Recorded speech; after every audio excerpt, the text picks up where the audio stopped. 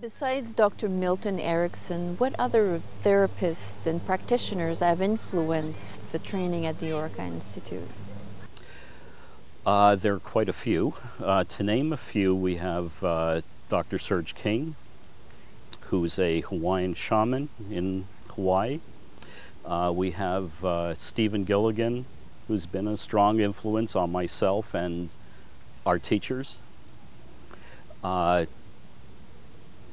Ram Dass is another person who's been a strong influence, especially for me, because of my background in things like different types of meditation. Others as well, many others. One of the things we attempt to do is teach hypnotherapy as an integration of many different approaches. As opposed to learning to be a hypnotist and learning counseling, which is very important, when you put those two together, you not only get hypnotherapy, but it touches on many related areas also. And that's a very important part, to show how things integrate. How is the learning at the Orca Institute different from other institutions? It's a good question. When I started the Orca Institute in 1986, I remembered my public school training, and I hated it. And then I remembered my high school training, and I hated that more. And the reason is because I really didn't feel it was the best way to learn material. And one thing about hypnosis and counseling is that it's very experiential. And it's very difficult to teach experiential material in a very didactic way. You have to have a lot of interaction, a lot of feedback. And so this was my opportunity to set up the training exactly the way I wanted it. And I think we've accomplished that. If anything, I would define it as the opposite of school. One of the things I do with students is when they're just learning to do hypnosis and they're not really sure of themselves, I suggest to them that whatever they're going to do, they do it wrong.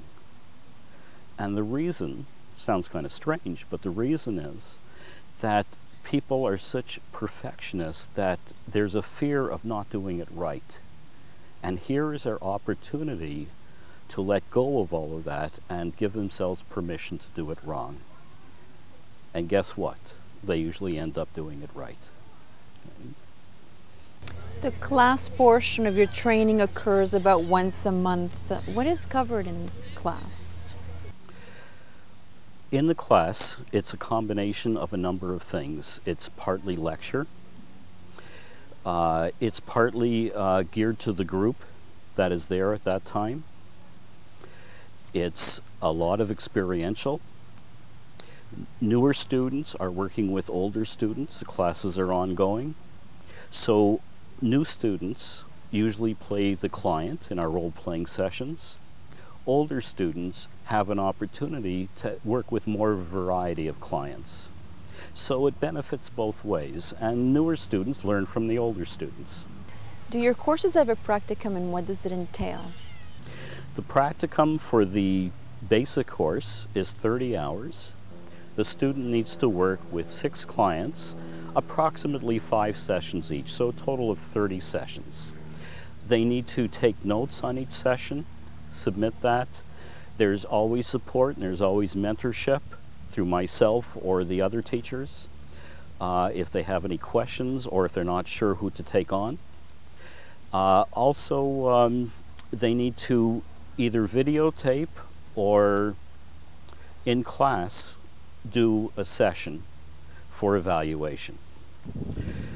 For the diploma course, it's basically the same format. The only difference is that there's 60 sessions that the diploma student needs to do. 2 of those sessions need to be submitted.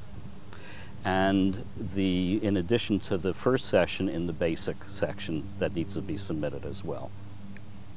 Is there a difference between a hypnotist and a counseling hypnotherapist?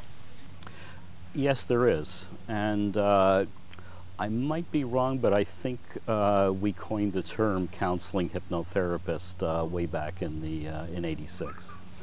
And the reason that we came up with that term is that too often people, the general public, thinks of someone doing hypnosis as a hypnotist. Even worse, a stage hypnotist, which has nothing to do with counseling or therapy.